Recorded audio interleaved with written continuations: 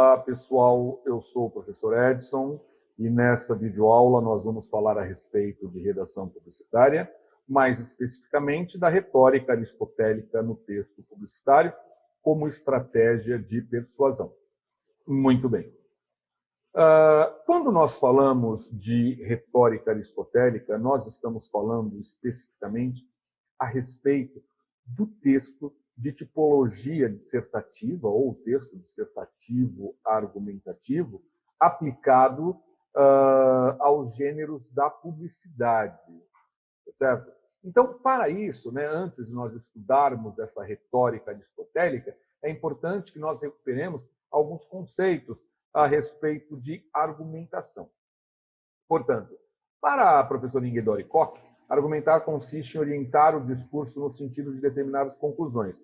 Ou seja, eu tenho um determinado objetivo, eu quero que o meu interlocutor conclua aquilo que eu espero que ele conclua e, para isso, eu vou fazer o quê? Eu vou orientar o meu discurso, eu vou orientar a minha argumentação. Num texto publicitário, por exemplo, se eu quero mostrar ao consumidor que aquele produto é o ideal para ser consumido por ele, eu vou, em meu texto, organizar o texto de tal maneira que o consumidor, ao final, vai concluir que aquilo que eu estou dizendo é verdadeiro. Por isso que quem orienta é aquele sujeito que cria o texto.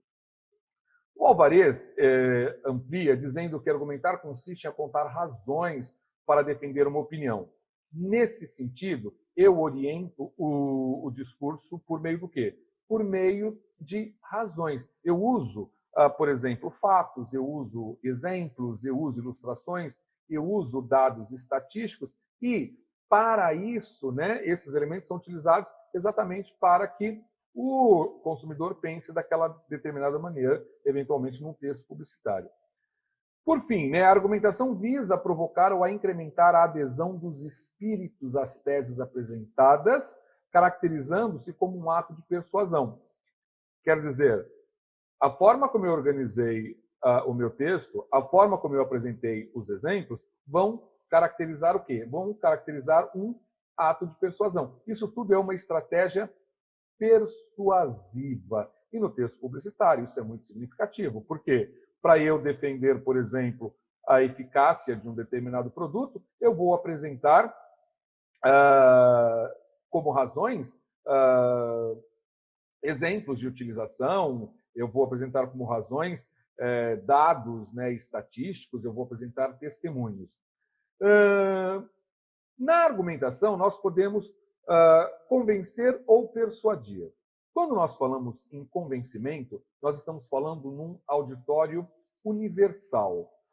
Segundo essa definição de Ingeborg Koch, convencer se dirige unicamente à razão, através de um raciocínio estritamente lógico e por meio de provas, para atingir esse auditório universal. Então, vejam, o convencimento tem como característica ser muito mais racional, ele é muito mais objetivo, ele é muito mais lógico, e para isso eu vou utilizar as provas objetivas sobre as quais nós falamos. A persuasão, por sua vez, ela não é tão racional, porque ela tem esse caráter mais subjetivo e ela se caracteriza também por se dirigir a um público menor do que no convencimento. Se o convencimento objetiva um auditório universal, a persuasão objetiva um auditório particular. Por isso que o texto publicitário, por exemplo, que se caracteriza principalmente pela persuasão, é marcado, ele é definido para públicos muito específicos. Então, há sempre aquela questão do público-alvo.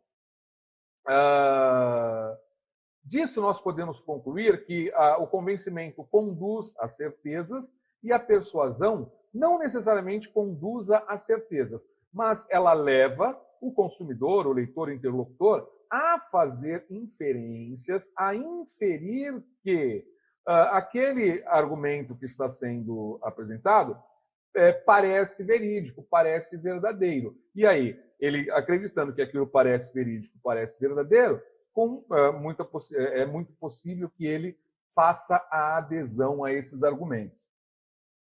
Quando nós falamos de argumentação, existe uma estrutura que é mais ou menos fixa, não, é uma estrutura fixa, né? Por isso que elas são chamadas de categorias canônicas. Então, toda argumentação tem uma proposição, que é aquela parte inicial, né? Onde eu apresento a minha tese, onde eu apresento aquela ideia que vai ser defendida. Na sequência, eu já passo a formular os argumentos. Quais argumentos? Aqueles argumentos que vão sustentar aquela ideia que eu apresentei na proposição. E, por fim, eu chego a uma conclusão. Então, toda argumentação tem que ter, pelo menos, né, essas 3 fases que são muito específicas: proposição, formulação de argumentos e conclusão. Acontece que quando nós falamos nesse esquema aristotélico de persuasão, e esse esquema é muito utilizado, essa nomenclatura é muito utilizada nos textos publicitários e, inclusive, nas avaliações do ENAD, né? Quando nós falamos desse esquema aristotélico, nós vamos ter essa mesma estrutura, mas com outros nomes. Então, por exemplo, aquilo que nós chamamos de proposição, nesse esquema aristotélico, vai receber o nome de exórdio. Guardem bem esse nome, exórdio. É a primeira parte do texto. É a mesma coisa. Eu apresento o meu fato, né? Aliás, eu apresento a minha tese, eu apresento a ideia que eu vou defender. E ela tem que aparecer exatamente no início do texto, tá? Isso é o exórdio. Muitas vezes, o exórdio já parte do título do texto publicitário, tá certo? Logo em seguida, vem a parte da narração. Na narração, eu apresento um fato, né? Aquilo que é mais conhecido, aquilo que é mais comum, tá? Na sequência, eu apresento as provas. E aí essas provas são muito interessantes, que eu posso apresentá-las por meio de dados estatísticos, dados científicos, de testemunhos e etc. E, por fim, também guardem esse nome, é a peroração. A peroração é a finalização do texto, né? E aí é muito importante que na peroração, né, que é a conclusão, eu faça uma retomada daquela ideia que foi apresentada lá no exórdio. É isso que vai garantir um elemento do texto publicitário que nós chamamos de circularidade. O texto publicitário tem que ter esse caráter circular. Portanto, na peroração, eu faço aquela síntese daquela ideia, né, que eu apresentei lá no exórdio e que eu justifiquei por meio da narração e das provas, mas é muito importante que na peroração eu retome para dar aquele arremate, né, para dar aquela cartada final no texto. Tá? Então, guardem esses nomes: exórdio, narração, provas, peroração. A argumentação se dá, portanto, né, por meio da evidência ou por meio da lógica.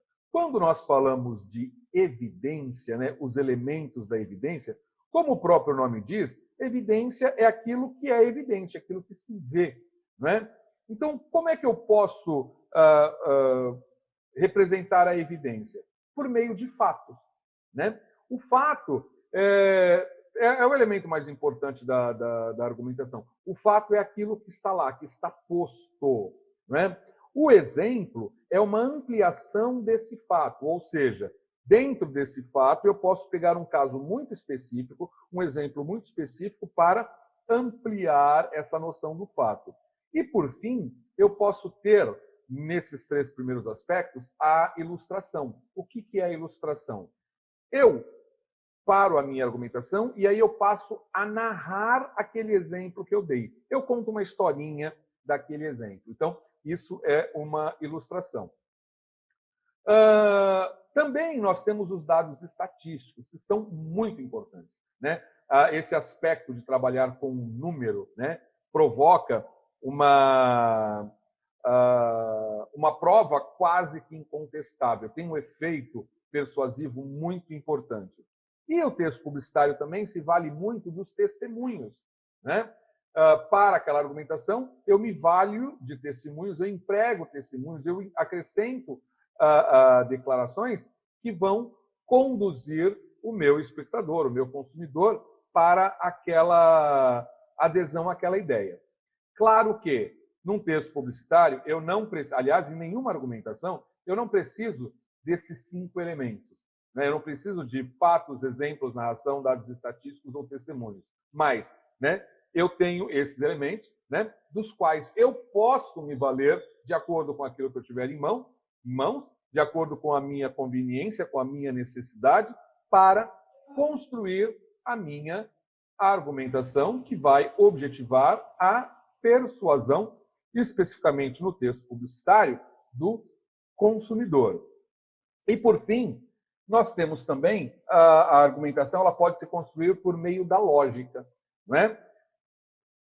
A lógica ela não trabalha com esses elementos que são evidentes, né? Não trabalha com fato, com exemplo, com a ilustração, mas ela estabelece linhas de raciocínio por meio das quais eu posso induzir o leitor, o espectador, o consumidor a chegar àquela ideia, ou eu posso, né, por meio do método dedutivo, eu posso levar o consumidor a deduzir que aquele determinado aspecto,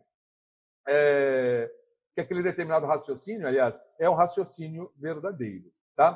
Portanto, quando nós tratamos do modelo aristotélico, nós estamos falando, né, dessa estrutura de texto que apresenta um exórdio, a narração e a peroração, né? E essa estrutura poderá se valer desses elementos, ou da evidência, não é? Dados estatísticos, testemunhos, fatos, exemplos, ilustrações, ou os elementos da lógica, que partem da dedução ou da indução. Tudo bem? É isso. Até mais.